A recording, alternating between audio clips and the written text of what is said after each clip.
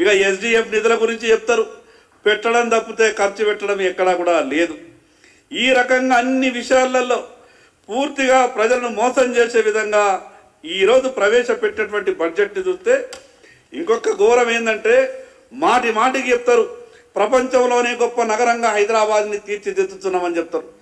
ఎక్కడ పోయినాయి రూపాయి కేటాయింపులు లేకుండా మరి ఎట్లా ఈ నగరాన్ని గొప్పగా తీర్చిదిద్దుతారో. 10,000 కోట్ల రూపాయలు కేటాయించిన గతంలో ఖర్చు చేసినాయి ఈరోజు కనీసం 10 నుంచి 12% కూడా ఖర్చు చేసినటువంటి పరిస్థితి లేదు. ఓఆర్ఆర్ గురించి మాట్లాడిండ్రు, ఓల్డ్ సిటీ మెట్రో గురించి మాట్లాడిండ్రు, హైదరాబాద్ మెట్రో గురించి మాట్లాడిండ్రు, రీజనల్ రింగ్ రోడ్డుకు ఇగ చేస్తున్నాం, మా కేంద్రం సహకరించినా సహకరించకపోయినా మా దగ్గర ఏం తక్కువ ఉన్నదనే విధంగా మాట్లాడిండ్రు. మూసీ గురించి అయితే ఉదయం లేస్తేనే మూసీ అని గురించి మాట్లాడిండ్రు.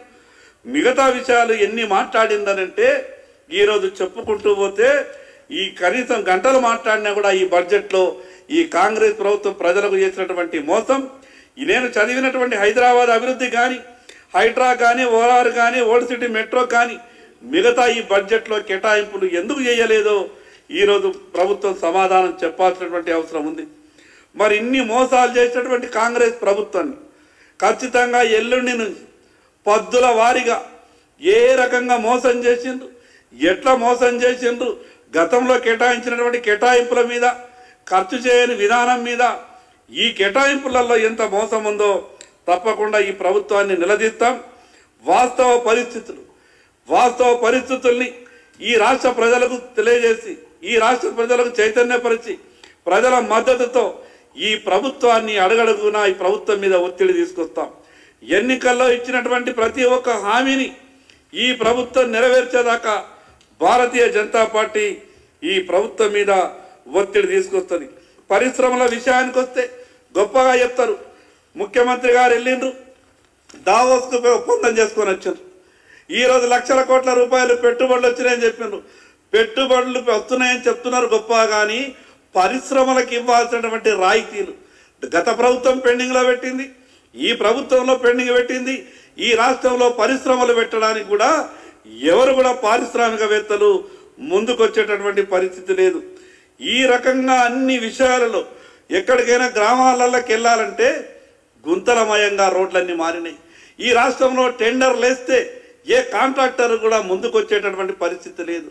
ఈరోజు ప్రభుత్వ ఉద్యోగులు మేము జమ చేసుకున్నటువంటి డబ్బులు, మా డబ్బులు మాకివ్వండి, పిల్లల పెళ్లిళ్ళు చేసుకుంటున్నాం లేదా మాకు ఆసుపత్రి అవసరాలు ఉన్నాయనంటే వందల మంది ఈరోజు ఆర్థిక మంత్రి ఛాంబర్ ముందర ధర్నాలు, అసెంబ్లీ ముందర ధర్నాలు చేసేటటువంటి ఈ ఆర్థిక పరిస్థితి ఉన్నది అంటే ఎంత గొప్పలు చెప్పేటటువంటి ప్రయత్నం చేసిండ్రో వీరు చెప్పినటువంటి మాటల్ని బట్టి అర్థం చేసుకోవచ్చు. ఒక పక్క 71,000 కోట్ల రూపాయలు ఆదాయం తగ్గిందని స్వయాన ప్రభుత్వం ప్రకటించింది. ఈ సంవత్సరం పెంచుకున్నటువంటి పద్ధతులు చూస్తే వాళ్ళకే అర్థం కావాలా ఏ రకంగా రాబడుతుంది. పైకెళ్ళి ఇంకా కేంద్ర ప్రభుత్వం మీద నిందేశం మాటలు మాట్లాడతారు, నెపం పెట్టి తప్పించుకోవాలనే ప్రయత్నం చేస్తారు. ఈరోజు కేంద్ర ప్రభుత్వం అండ లేకుంటే, కేంద్ర ప్రభుత్వం ఈ రాష్ట్రానికి ఇంత గొప్పగా సాయం చేయకపోతే ఇంకా ఏ రకమైనటువంటి పరిస్థితి ఉంటుండనో రాష్ట్ర ప్రజలు అర్థం చేసుకోవాలి.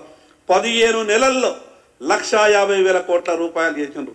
ఈరోజు రాష్ట్ర ఆదాయాన్ని చూస్తే వీళ్ళు ఏదైతే అప్పులు తీసుకురావాలని చూపిస్తున్నారో ఆ అప్పు దొరికేటటువంటి పరిస్థితి కూడా ఉండదు.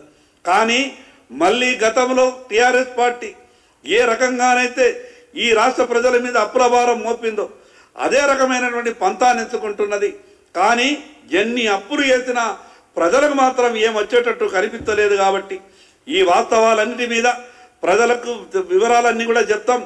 ప్రజల మద్దతుతో రేపు ఈ రాష్ట్ర ప్రభుత్వం మీద పూర్తి ఒత్తిడి తీసుకొచ్చి ఎన్నికల కన్నా ముందు ఇచ్చినటువంటి హామీని అమలయ్యే విధంగా ఈ ప్రభుత్వం మీద ఒత్తిడి తీసుకొస్తానని సందర్భంగా తెలియజేస్తాను.